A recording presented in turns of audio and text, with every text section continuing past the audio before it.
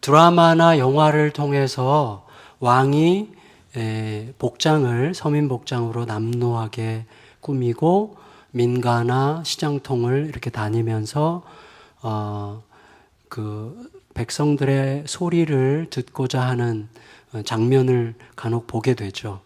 그때 약간 뭉클하거나 감동을 느끼게 될 때가 있습니다. 좀 낮아지는 겸손, 또 위험을 무릅쓰는 용기, 뭐 이런 것들이 거기 있기 때문이죠. 미복잠행을 하는 거죠. 그런데 사실 왕을 호위하는 호위무사들이 이제 지근거리에서 따라다니고 있어요. 그럼에도 불구하고 그러한 보호장치가 있음에도 불구하고 왕의 그런 행동에 대한 약간의 경외심 같은 거는 지장받지 않습니다. 경외심은 여전히 있죠. 근데 우리의 속에서 왕이 백성들 안으로 들어가서 백성들의 소리에 귀를 기울이려고 하는 그 모습을 우리가 약간의 경외감을 가지고 느끼게 된다면 그 경외감의 출처는 어디에 있어요? 왕과 백성 간의 격차를 인식하는 데서 오는 거죠. 왕은 하늘이고 백성은 땅이죠. 그래서 왕과 백성은 하늘과 땅 차이라는 생각 속에서 하늘 같은 왕이 땅에 사는 백성들의 소리를 듣기 위해서 내려왔다는 것 때문에 경외감이 일어나는 거잖아요. 근데 사실은 긴 역사와 거대한 우주적인 관점에서 보면 왕이나 백성이나 사실은 똑같죠. 뭐 별 차이가 없는 거잖아요. 둘 다 피조물이고 둘 다 생로병사의 체계 안에 갇혀 있고 둘 다 자신을 온전히 통제할 수 없는 자기중심적인 죄인이고 둘 다 먹지 않으면 배고프고 둘 다 날마다 화장실 가야 되고 결국은 둘 다 죽죠. 다시 말하면 영원적 관점에서는 이 격차라고 하는 게 단지 찰나적인 어떤 감정일 뿐이죠.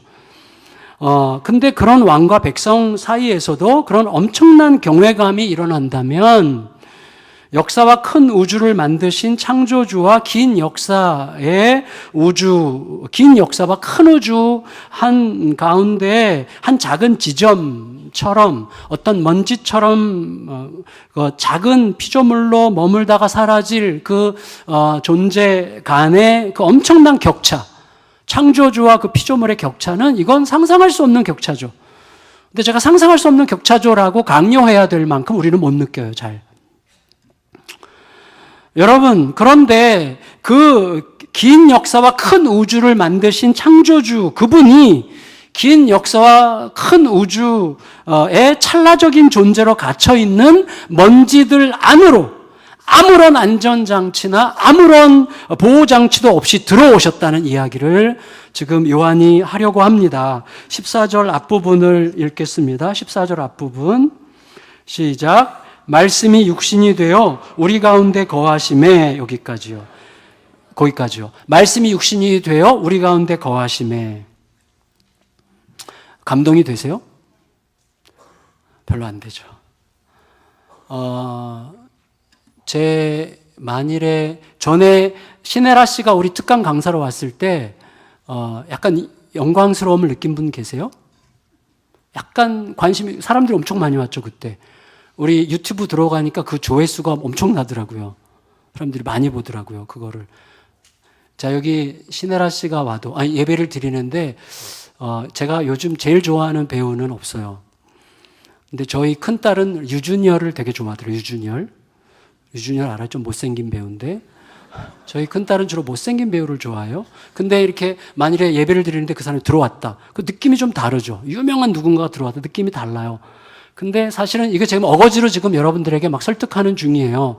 제가 어떤 질문을 일으키려고 하는가 하면 왜 우리들에게 영원하신 진짜 왕이 우리에게 오셨는데 왕의 오심에 대한 감격이 왜 그렇게 없을까? 여러분 성탄절 지금 열흘 앞으로 다가왔는데 만일에 영원하신 왕이 우리에게 오셨다는 그 사실의 의미를 우리가 제대로 알 수 있다면 우리 굉장히 다른 식으로 반응해야 돼요. 굉장히 달라야 된다고 생각해요. 지금 우리들의 살아가는 삶의 태도와 우리들의 마음가짐과 어제 그렇게 행동했던 그 행동처럼 하지 않을 수 있는 거예요. 왕으로 오신 그분에 대한 묵상을 의도적으로 조금 더 할 수 있다면 그 부분을 의도적으로 지금 제가 약간 자극하려고 하는 거예요. 여러분, 우리가 왕의 오심에 대한 감동에 이끌려서 살지 못하는 몇 가지 가능한 이유들이 있을 것 같아서 그 가능한 이유들을 한번 생각해 봤는데, 무엇보다도 진짜 창조주, 영원한 진짜 왕, 온 우주 만물의 통치자인 그분이 먼지 같은 우리 안으로 우리처럼 되셔서 우리 가운데 오셨다라고 하는 이 어마어마한 사건을 우리가 감동적으로 잘 느끼지 못하는 이유는 그게 너무나 우리가 이해할 수 없는 완전히 새로운 질서이기 때문이라고 생각할 수도 있어요. 여러분, 예수님께서 이 땅에 오셨다고 하는 것은요, 우리가 이 땅에 태어나면서부터 온몸으로 익혀왔던 모든 규칙과 질서를 완전히 무너뜨리는 완전한 새 창조의 역사였죠. 여러분, 은혜를 받을 때 언제 예배 시간에 은혜를 받죠? 평소에 내가 막 열심히 그렇게 생각했던 그것을 목사님이 막 얘기해 주니까 맞아, 내가 맞았잖아 라고 확인될 때 은혜를 받는 거예요. 그러니까 우리들은 우리에게 익숙한 우리의 규범과 규칙과 내 온몸이 배워왔던 질서에 맞는 무엇에 신속하게 반응하지 완전히 새로운 것에 대해서는 멍해지는 거예요. 그래서 사도 요한이 이 편지를 쓸 당시에도 자기의 규칙과 질서에 자기 온몸이 길들여졌던 어떤 사람들 중에서는 거룩하신 하나님이 죄인인 인간의 몸을 입고 이 땅에 온다는 것 자체는 이건 말도 안 되는 거다. 이건 있을 수 없는 이야기다. 그러므로 거룩한 신이 인간의 몸을 입었다고 할 때 그 몸은 사실은 몸인 것처럼 보이는 가짜 몸이었을 거다라고 생각하는 자들이 그 당시에 있었어요. 그 사람들을 가현설주의자들이라고 하죠. 그래서 가짜 몸이어야만 이해가 되는 거예요. 그러니까 이게 가짜 몸이 아니라면 지금까지 내가 익혀왔던 나의 규칙과 질서에 안 맞아. 그러니까 가짜 몸으로 만들어야만 내가 속이 편안해지는 거예요.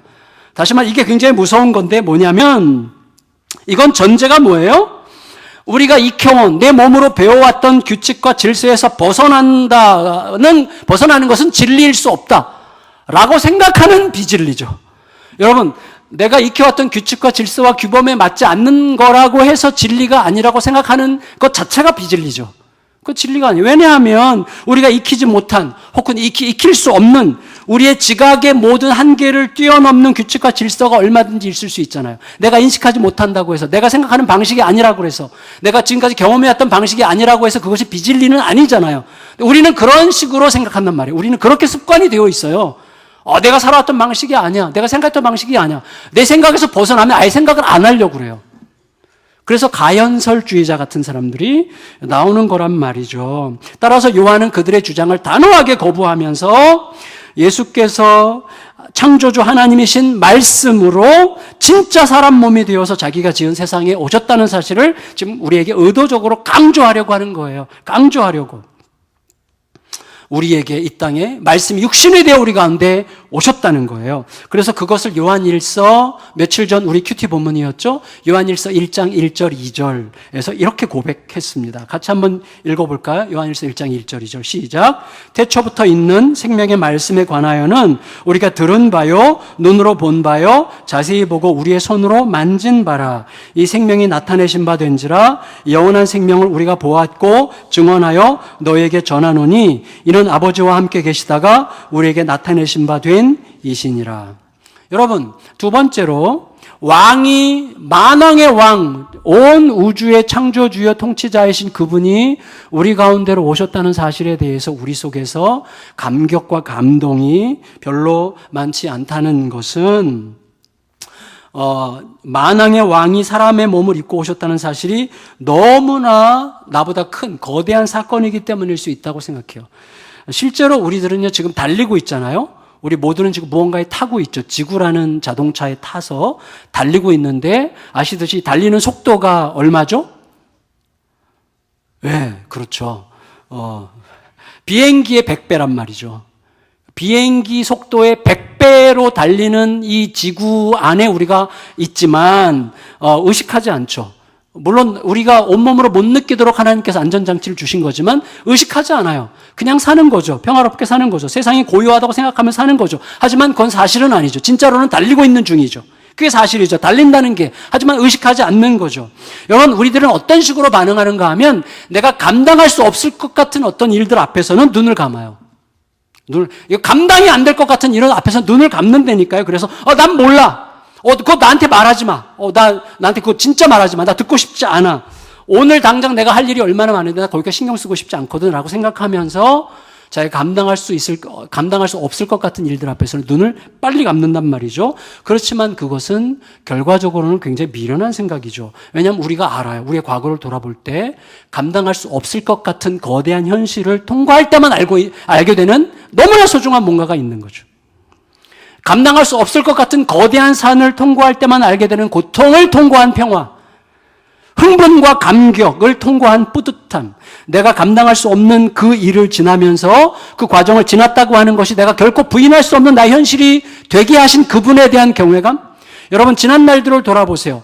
그때는 완전히 죽었어. 끝났어. 더 이상 이거 너무 깜깜해. 감당할 수 없어요. 곽 집사님도 그게 있죠. 막 끝난 것 같은 상황, 완전히 절망 같은 그런 상황을 다시 끄집어내서 기억하셔야 됩니다. 그 길을 넘어 지금 여기 우리가 있잖아요. 그때 그 상황을 끄집어내어 다시 묵상하고 기억해야 돼요. 기억함으로써 비로소 우리들은 경외심을 회복해요. 하나님에 대한 경외심을 회복하고 동시에 하나님에 대한 경외심이 회복될 때 내 존재에 대한 겸손한 자각이 일어나요. 하나님에 대한 경외심과 내 존재에 대한 겸손한 자각이 만날 때 은혜가 나오는 거예요. 그리고 그 은혜가 오늘 우리를 새롭게 살게 하는 것입니다. 은혜로 새롭게 사는 거예요, 우리들은. 그래서 우리가 지금 여기 있다고 하는 사실은요, 굉장히 많은 메시지를 담고 있는 거예요. 여기에 특별히 예배자의 자리에 이렇게 앉아 있다고 하는 것 자체가 과거에서 비춰봐서 오늘 여기에 있기까지 어마어마한 메시지를 담고 있는 거예요. 얼마 전까지 우리들은 지옥 같은 현실을 경험했단 말이죠. 근데 나는 지금 여기 있다는 거죠. 그 사이에 있었던 어떤 상황 속에서 하나님에 대한 경외감이 끝없이 새롭게 일어나면서 그의 경외감과 나의 겸손한 자신에 대한 겸비한 자각이 만나야 되는 거예요. 계속 만날 때 은혜가 나오고 그 은혜가 오늘을 새롭게 사는 능력이 되는 것입니다. 그래서 여러분, 어마어마하게 큰일 앞에서 눈을 감으면 안 되는 거예요. 우리가 진정한 왕의 오심을 덜 감동적으로 느끼는 또 하나의 이유가 있다면 익숙해졌기 때문이라고 생각할 수도 있어요. 지나치게 익숙해졌기 때문에. 다 알지만 너무 익숙하면 우리는 감동이 없잖아요. 근데 저는 거기에 대해서도 반대하고 싶습니다. 왜냐하면 여러분, 우리는 때로 30년 넘게 함께 살고 있는 익숙하기 그지없는 배우자에 대해서 저 사람이 어떻게 내 배우자가 됐을까를 생각하는 동안에 깊은 감격에 젖어들지 않습니까? 젖어들지 않으세요? 저는요, 33년 동안 살면서 이 여자가 아니라 딴 여자가 내 여자였으면 얼마나 좋았을까라는 생각을 무수히 많이 하면서 살았어요. 그 말은 무슨 말이냐 하면, 여보 미안해. 무슨 말이냐 하면 이 여자를 내가 알 만큼 다 알았다는 거예요. 더 이상 알 게 없다는 거예요. 너무 익숙하다는 뜻이에요, 그게. 근데 사실은 그게 엄청난 착각임을 제가 알고 있어요. 이 사람이 어떤 과정을 통해서 나에게 시집와서 33년 동안 내 곁을 지켰는가를 새롭게 이해하고 바라보고 그 아내의 마음속으로 들어가 그 모든 상황을 다시 들여다보면서 가만히 생각하다 보면요, 이 사람에 대한 엄청난 경외심이 일어나요. 경외심. 너무 감격스럽고 새롭고 이 여자를 위해서 모든 걸 다 해주고 싶은 마음이 막 일어난다니까요. 이게 너무 강하지 않기를 바라지만 하여튼 이게 강하게 일어나요. 강하게. 예. 여러분, 결국 제가 말하고자 하는 것은 이거예요. 결국 무엇에 대한 감격이 없다는 것은요, 그게 너무 파격적이기 때문도 아니고, 그게 너무나 큰 일이기 때문도 아니고, 거기에 대해서 내가 너무나 익숙해졌기 때문도 아니에요. 오히려 그 실체, 그 의미, 그 이유를 하나님의 시선으로 더 깊게 헤아리지 못했기 때문에 감동이 없는 거예요. 여러분, 그 의미와 이유를 하나님의 시선으로 더 깊이 헤아린 적이 없어요. 여러분, 성탄절이 다가올 때 지금까지 살아오면서 예수의 오심의 의미에 관련된 책을 구입해서 읽어보면서 그리스도의 오심을 묵상해 본 적이 있습니까? 한 번이라도 있어요? 없어요. 우리는 알고자 하지 않아요. 왜? 안다고 착각하고 있어요. 그래서 그 의미가 내 안에서 경외심을 일으키지 않아요. 내 겸손한 자각이 일어나지 않아요. 오심의 의미를 다시 새기고 다시 들어가야 돼요. 그러면 저는 알게 됐어요. 갈수록 알게 됐어요. 제가 말씀을 파고들고 예수에 관한 책을 수십 권을 사가지고 막 읽어가면, 아직도 못 읽은 책은 많지만 읽어가면서 점점 더 깨닫게 되는 거는요, 예수의 그 아름다우심은요, 좀 알아갈수록 이게 너무 커서 나를 압도하는 아름다움이에요. 내 생명을 다 바쳐도, 지금 오늘 내 인생이 끝나도 하나도 아깝지 않은 압도하는 영광을 느끼는 거예요. 알아가는 게 너무나 중요한 거예요. 알아가는 게. 여러분, 그래서 우리의 무감각은 예수께서 우리에게 오셨다는 사실에 담긴 의미를 아직 충분히 헤아리고 있지 않기 때문에 생기는 거예요. 익숙해졌기 때문이 아니에요. 헤아리지 않아요. 여러분, 어제 큐티 본문에서 사도 요한이 이렇게 얘기했어요. 요한일서 2장 3절, 우리 같이 한번 읽어볼까요? 요한일서 2장 3절 시작. 우리가 그의 계명을 지키면 이로써 우리가 그를 아는 줄로 알 것이요. 자, 이걸 자세히 보세요. 우리가 그의 계명을 지키면, 이게 뭐죠? 행동이죠. 우리가 행하면, 우리가 행동한다고 하는 것은 뭐예요? 우리의 알을 증명하는 거다, 이 말이죠. 여러분, 우리의 행동이 우리가 진짜로 아느냐의 여부를 증명한다는 거예요. 행동이. 그러면 여러분, 이런 거죠. 아는 것과 행동하는 것이, 아는 것이 어떻게 행동이 됩니까? 안다고 행동 다 하지 않잖아요. 아는 게 어떻게 행동이 돼요? 중간에 알면 알수록 그 안에서 감동이 돼야 되는 거예요. 감동. 그래서 여러분, 아는 것과 행하는 것 사이에 감동이 있어요. 감동. 그래서 감동이 오면 움직이는 거예요. 그걸 은혜라고 하죠. 우리가 보통 은혜. 그러니까 예수를 진짜로 알아갈수록, 더 알고자 할수록 감동에 사로잡히고, 그 감동이 우리에게 행동하게 하고, 그 행동이 우리의 인생을 형성하는 거예요. 그래서 예수님은 우리의 생명은 곧 예수를 아는 것이라고 그랬어요. 우리의 오늘의 삶이 하나님의 영생을 담는 방식은 그리스도를 아는 거예요. 아는 만큼 감동이 일어나고, 감동한 만큼 행동이 일어나고, 행동으로 우리의 인생이 빚어지고 인생의 그림이 만들어져 가는 거예요. 저는 저의 삶을 돌아볼 때 딱 그거밖에 말할 게 없다는 생각을 하게 돼요. 예수 그리스도를 아는 것이 나로 하여금 예수를 아는 만큼 감동이 오고, 감동된 만큼 행하게 되고, 행함이 그의 인생을 그렇게 빚어가게 되는 것이죠. 따라서 여러분, 감동이 없다는 것은 뭐예요? 감동이 없다는 것은 내가 웬만큼 알고 있다고 느낄 뿐, 또 형식적으로만 안다고 말할 수 있을 뿐, 실제로는 잘 모르거나 알고자 하지 않는다는 뜻이에요. 그래서 감동이 없는 거예요. 부디 지금이라도, 이제 열흘 남았는데 지금이라도 성탄의 의미, 예수 그리스도의 오심에 관해서 추천을 받아서 책을 읽고, 저는 지금도 책을 읽고 있어요. 히든 크리스마스 기프트라고 하는 책을 지금 열심히 읽고 있는데, 지금도 감격에 막 젖어요. 그 책을 읽으면서. 예, 하여튼 여러분, 책을 통해서 얻는다는 게 그리스도를 알아가려고 하는, 말씀을 다시 묵상하든지 아니면 그리스도의 오심에 대한 메시지를 더 열심히 듣고자 하든지 그런 시간을 꼭 가지셔야만 됩니다. 그게 우리 인생을 빚어가는 거죠. 근데 여러분, 기막힌 일이지만 세상을 창조하신 그 말씀이 몸을 입고 우리에게 오셨어요. 그게 우리가 맞이한 우리들의 현실이 됐어요. 오셨다는 말은 장막을 친다는 뜻이에요. 장막을 치고 우리와 동거하기 위해서 오셨어요. 민간 시차를 통해서 몰랐던 걸 알고, 그리고 피조 세계를 좀 더 경험하기 위해서 오신 게 아니라, 우리가 그를 너무나 모르기 때문에, 안다고 생각하는 그 생각으로 더 이상 알고자 하지 않기 때문에, 안다고 하는 그 생각이 너무나 왜곡되고 잘못된 생각이기 때문에 자신의 실체를 우리에게 제대로 알려서 그가 얼마나 우리를 아끼시고 그의 실체와 정체가 무엇인지, 그가 얼마나 우리 편에 확실하게 서신 분인지를, 어떻게 우리의 생명과 삶을 새롭게 하기를 원하시는지를 온몸으로 보여주시기 위해서, 가르쳐주시기 위해서, 알려주시기 위해서 우리 가운데 오신 거죠. 그래서 화장기를 다 지운, 군더더기를 다 지운 온전한 사랑의 진짜 얼굴을 드러내기 위해서 우리 안에 몸으로 오신 거예요. 몸으로, 우리와 같은 몸으로 오셨어요. 몸으로, 누더기를 입은 것 같은 몸으로 오셨어요. 따라서 여러분, 예수께서 몸으로 오셨다는 것은 우리들에게 어떤 느낌을 줍니까? 우리의 몸이라고 하는 것은요, 하찮은 게 아니에요. 몸이라고 하는 것은요, 생각보다 굉장히 놀랍고 존귀한 거룩한 실체죠. 그런데 몸이 존귀하고 놀랍고 신비한 거룩한 실체가 된다고 하는 것은 무슨 뜻이죠? 몸을 잘 가꾸고 폼나게 지키고 근육 만들고 예쁘게 단장해서 그렇게 되는 게 아니라 우리의 몸을 사랑을 위해서 기꺼이 내던지는 몸으로 드릴 때 그 몸이 신비한 거룩한 실체가 되는 거예요. 그래서 우리들은 가끔씩 느껴요. 누군가 쓰러져가는 자를 위해서 자기 몸을 기꺼이 내던지는 사람의 그 몸, 그 몸에서 흐르는 피와 눈물과 땀 속에서 우리들은 지극히 위대하고 아름다운 영원성을 느끼죠.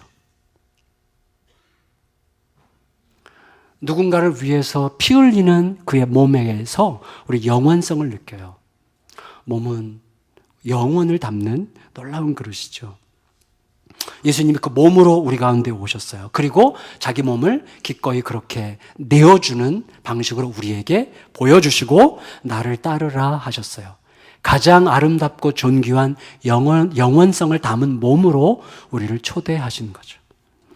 여러분, 예수님을 사도 요한이 처음 봤을 때 사도 요한은 예수님에 대한 첫 인상이 어땠을지 성경이 자세하게 우리에게 가르쳐주진 않습니다. 하지만 자기의 생업과 가족들을 버려두고 예수님을 따를 만큼 알았어요. 예수님은 그만큼 사도 요한에게 엄청나게 강렬한 분이었죠.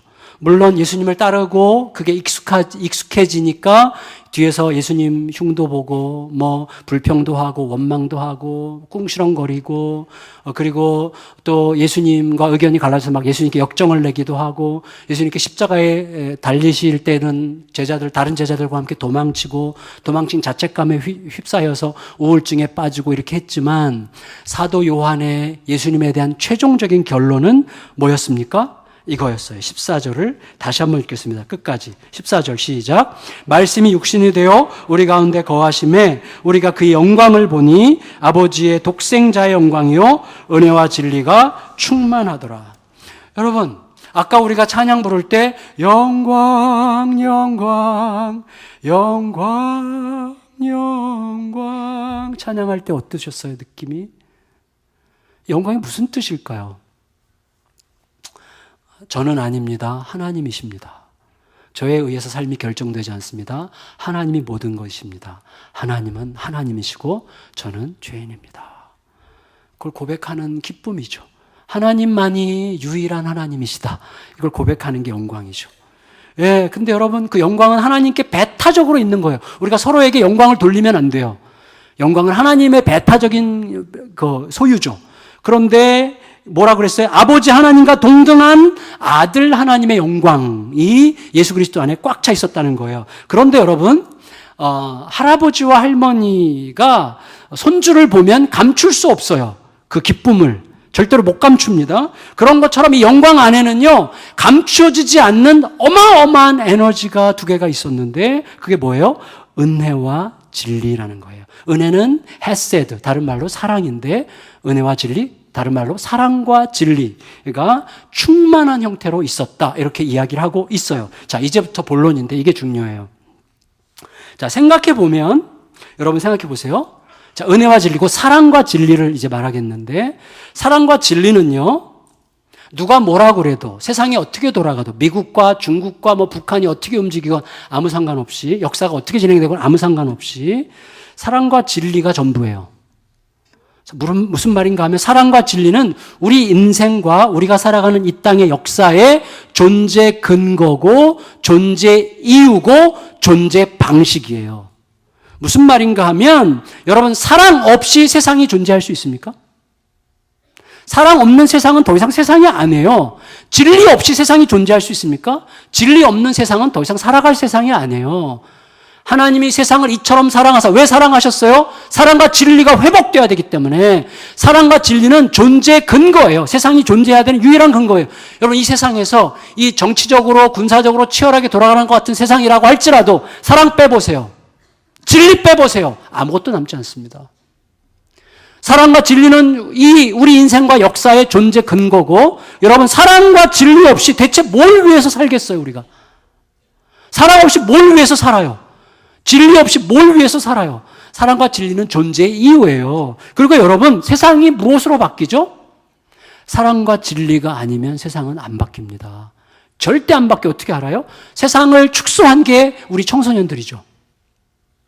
우리 뜻대로 안 되잖아요. 세상은 우리 뜻대로 안 되는 대상이죠. 우리 뜻대로 가장 안 되는 세상을 축소한 게 청소년이죠. 절대로 우리 뜻대로 안 되죠. 근데 걔네들도 바뀌어요. 무엇으로? 사랑과 진리로는 바뀝니다. 여러분, 결국 사랑과 진리 없이 내 마음과 가정과 세상을 온전케 할 수 있는 것은 아무것도 없어요. 사랑과 진리는 내 인생과 역사의 존재 근거고 존재 이유고 존재 방식이에요. 결국 사랑과 진리가 인생과 역사의 전부입니다. 여러분, 이 사랑은 목숨을 내어주는 사랑이고 진리는 사실의 사실됨이에요. 그런데 이 사랑과 진리, 저를 보세요. 사랑과 진리가 존재 근거고 존재 이유고 존재 방식이기 때문에 사랑과 진리 없는 세상은 지옥이에요. 더 이상 세상이 아니에요. 은혜가 없으면 삶은 온 길을 다 잃죠. 은혜가 없으면 지독하게 차가운 지옥이 돼요. 은혜가 없으면. 가정 안에서도 보세요. 여러분, 우리들의 가정 안에서 은혜가 사라져 보세요. 지옥이에요. 지옥. 진리가 사라져 보세요. 진리. 여러분, 진리가 없으면 빛을 잃죠. 진리는 빛이죠. 빛을 잃으면 어떻게 되죠? 혼돈이죠. 어두운 혼돈의 지옥이 되죠. 사랑이 없으면 차가운 지옥이 되고 진리가 없으면 혼돈의 어두움의 지옥이 되는 거예요. 둘 중 하나만 없어도 지옥이에요. 우리들의 가정, 이 나라를 생각해 보세요. 은혜 없는 가정, 은혜 없는 나라, 진실을 상실한 가정, 그다음에 진실을 상실한 나라에서 기쁨과 만족과 행복과 자유를 누릴 수는 없습니다. 둘 중 하나라도 존재하지 않으면 삶은 지옥이에요. 그리고 지옥이 되어가죠. 하지만 문제는 어디에 있어요? 현실 속에서, 우리의 현실 속에서 사랑과 진리가 절대로 공존하지 못한다는 거예요. 우리 현실 속에서 사랑과 진리가 공존할 수 없어요. 여러분, 20세기 말 21세기 초를 통과하는 대한민국의 정치 상황은 1970, 80년대 칠레의 정치 상황과 굉장히 유사합니다. 최근에 칠레 역사를 좀 읽었는데 아주 유사해요.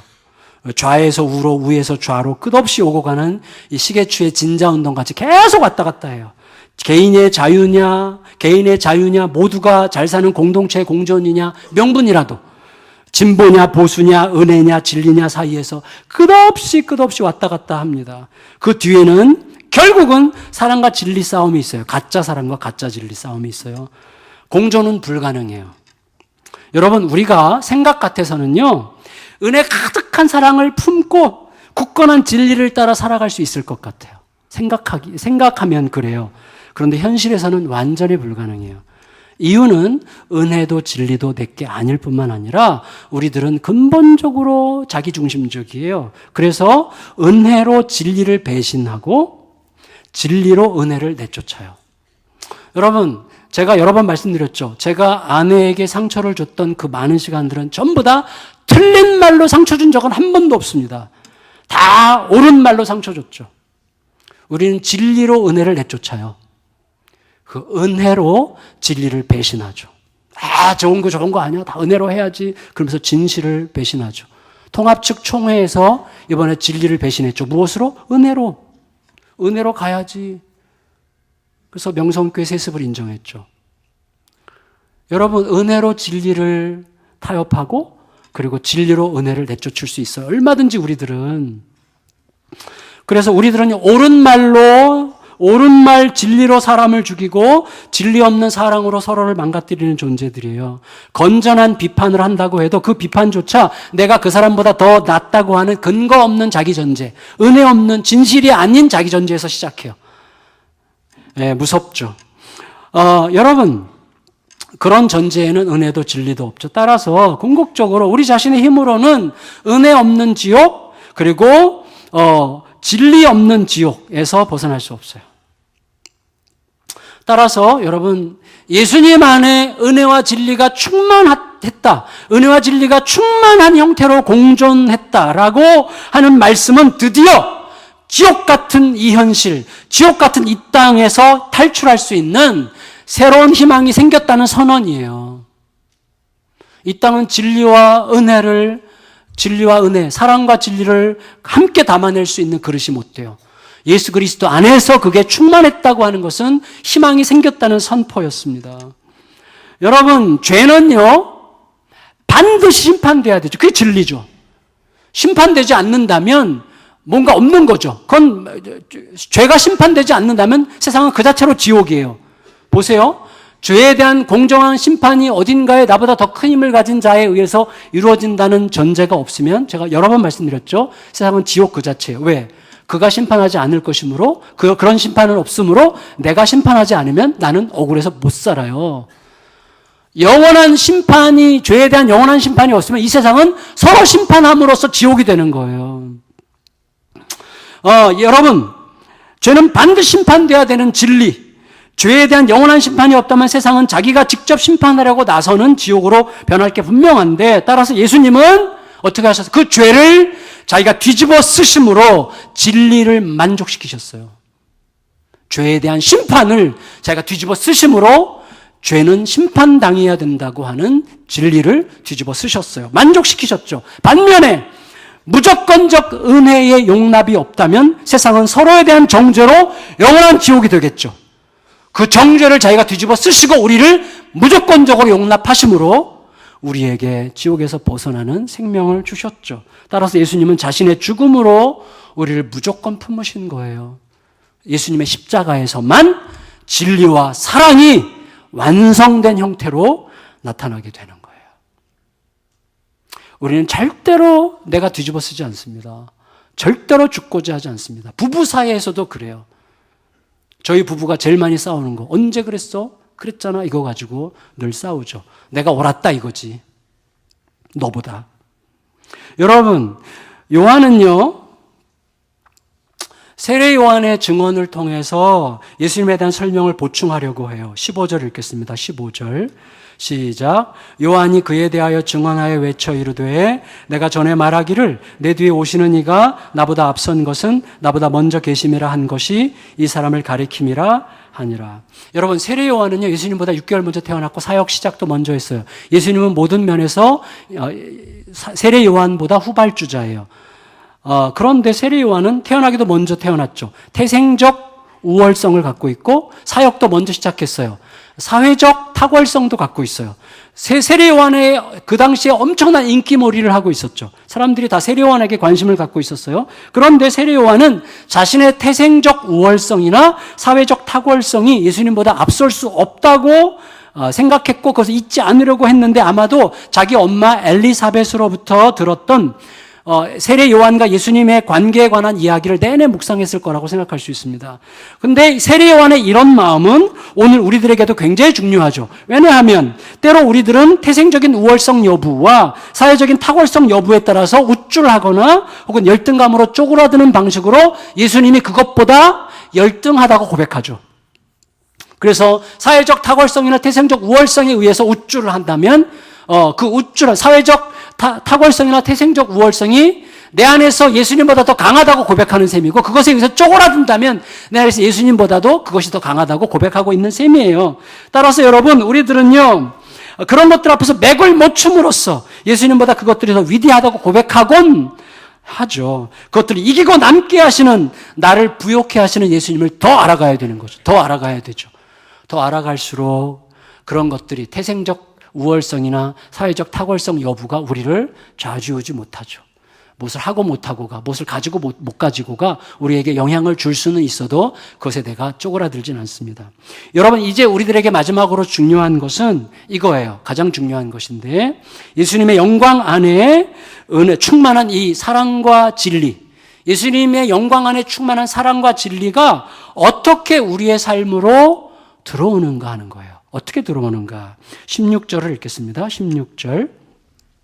시작. 우리가 다 그의 충만한 데서 받으니 은혜 위에 은혜로라 그랬어요. 여러분, 예수님 안에 충만한 그 사랑과 진리로부터 우리가 받는다고 이야기했는데 그것은 무슨 뜻이냐 하면, 여러분 이미 말씀드렸지만 은혜와 사랑과 진리 중에 하나만 없어도 지옥이라 그랬어요. 하나만 없어도 지옥이에요. 그런데 우리의 모순은 우리 안에서는 사랑과 진리의 공존이 불가능해요. 우리는 자주자주 사랑 없는 진리를 말하고 진리를 외면한 사랑을 말함으로 지옥을 경험하게 됩니다. 하지만 이제 희망이 생겼어요. 은혜와 진리로 충만하신 예수님을 받으면 돼요. 어떻게 받죠? 은혜와 진리를 받는 순간 우리 안에서 은혜와 진리가 충돌하잖아요. 어떻게 해야 돼요? 그래서 말씀이 우리에게 다 가르친 거죠. 예수님의 충만하심으로부터 받는다. 은혜와 사랑과 진리로 충만하신 예수님으로부터 받는다는 것은 예수님 안에 충만한 사랑과 진리를 받아서 그 사랑으로 그 진리로 산다는 뜻이 아니라 사랑과 진리로 충만하신 예수님을 받는다는 거예요. 바로 그것 때문에 은혜 위에 은혜예요. 은혜 위에 은혜로라. 자, 무슨 말인가 하면 이 은혜 위에 은혜라는 말은 은혜 위에 은혜가 더 덮어져서 더 풍성한 은혜가 된다는 뜻일 수도 있지만 그보다 더 정확한 해석은 은혜를 대신한 은혜라는 뜻이에요. 그래서 grace for grace라고 이렇게 돼 있어요. 어떤 영어 성경에는. 근데 그게 정확한 번역이라고 학자들이 다 동의하는데 무슨 말인가 하면 이거예요. 잘 들으세요. 모세를 통해서 주신 율법과 계명으로 살고자 하는 삶. 그래서 그렇게 삶으로써 내가 옳아지려고 하는 삶을 대신하여 이제는 우리가 그렇게 절대로 살 수 없기 때문에 율법과 계명을 사랑으로 완전히 성취하신 예수님으로 사는 삶이 시작됐다는 거예요. 그 과거에 모세를 통해서 주어진 율법을 지킴으로 살아가는 삶을 대신한 그것을 사랑으로 완성하신 예수님으로 살아가는 삶이 시작됐다는 것이죠. 그래서 여러분, 그 삶은 이런 식이에요. 예수님으로부터 받은 진리로, 예수님으로부터 받은 은혜로 사는 게 아니라 내 안에 계시는 예수님이 은혜와 진리를 나타내시도록 살아가야 된다는 거예요. 그래서 예수님께서 사시는 거죠.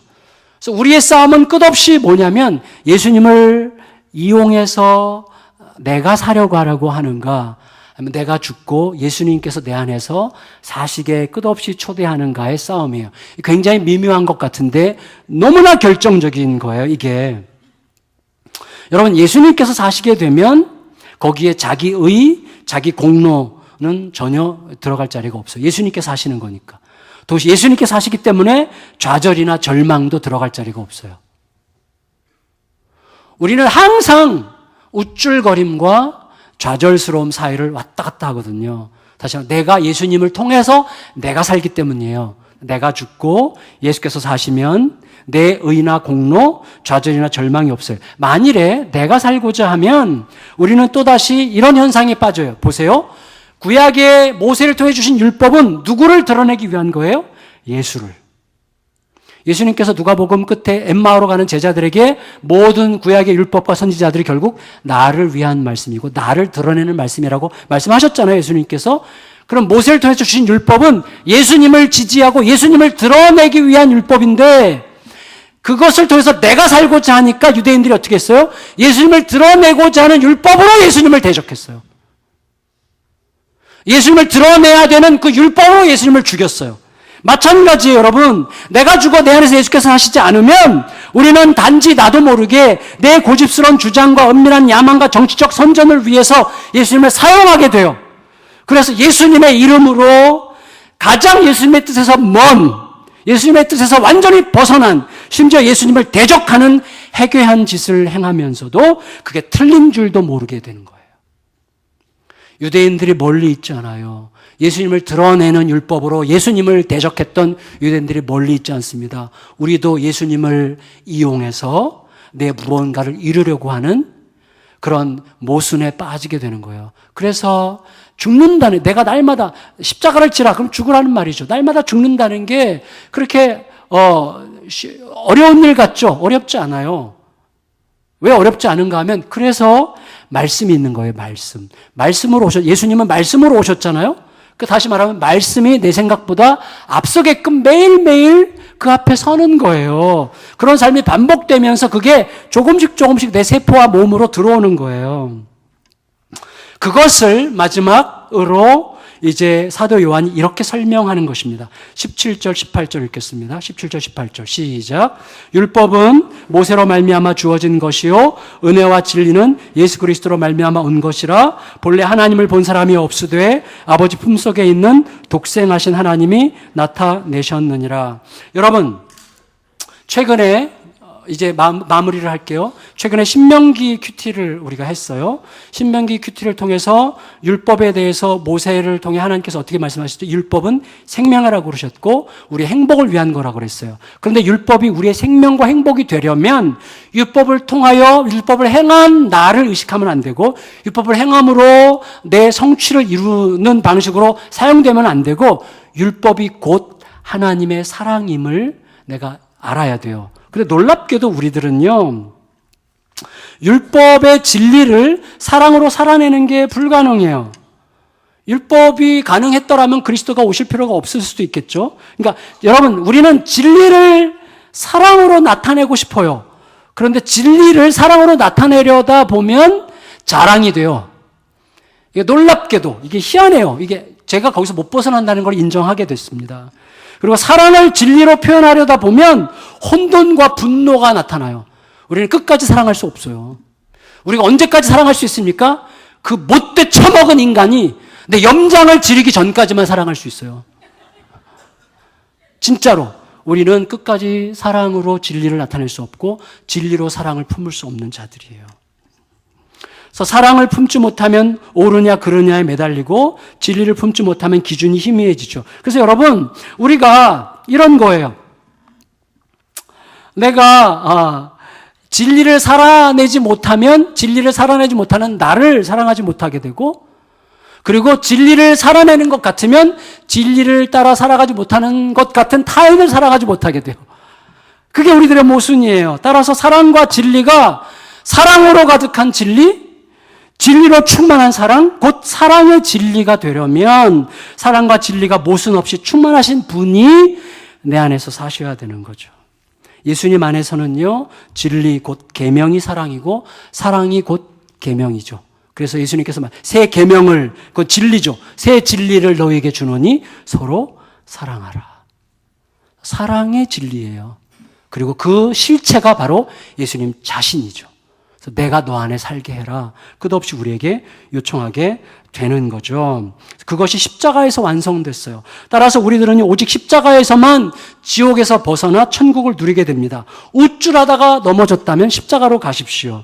그리고 스스로 초라하여서 깊은 좌절에 빠져 있다면 십자가로 다시 가십시오. 거기에서 나의 깊은 죄, 그리고 나의 내가 받은 무한한 사랑을 다시 발견함으로 우리들은 하나님의 얼굴을 보면서 다시 일어나게 되고 다시 출발하게 되는 거죠. 그게 너무나 중요해요. 이제 우리들은 이 말씀 앞에서 너는 지금 너가 처한 지금 이 상황에서 예수님에 대해서 뭐라고 말하겠느냐라는 질문을 받고 있습니다. 그리고 그 질문에 어떻게 대답하느냐가 우리의 인생을 형성하게 될 거예요. 시간이 좀 갔지만 이 이야기 드리고 말씀을 마칠게요. 자, 좀 안타까운 이야기인데 제가 미국에 있는 동안 저희 딸들이 다니는 교회에서 큰 사고가 있었어요. 청년들이 저녁 늦게 이제 모임을 끝나고 가다가 밤늦은 시간에 차를 어떻게 뭐가 미끄러졌는지 잘못됐는지 교회 앞에 있는 나무를 들이받았어요. 받으면서 전부 다 기절을 했어요.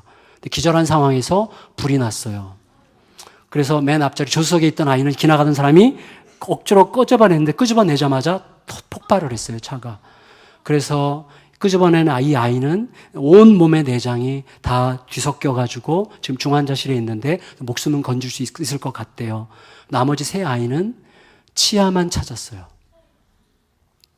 어마어마한 사건이죠.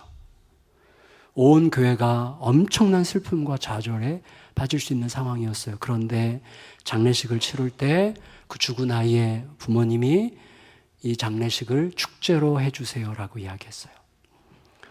축제로. 그래서 우리 아이들의 비극에 초점을 맞추지 말고 20년 동안의 아름다운 은혜 가운데 살아온 삶을 추억하게 해달라고. 그리고 이 아이가 지금 하나님의 품에 갔다는 사실을 영광으로 인식하게 해달라고.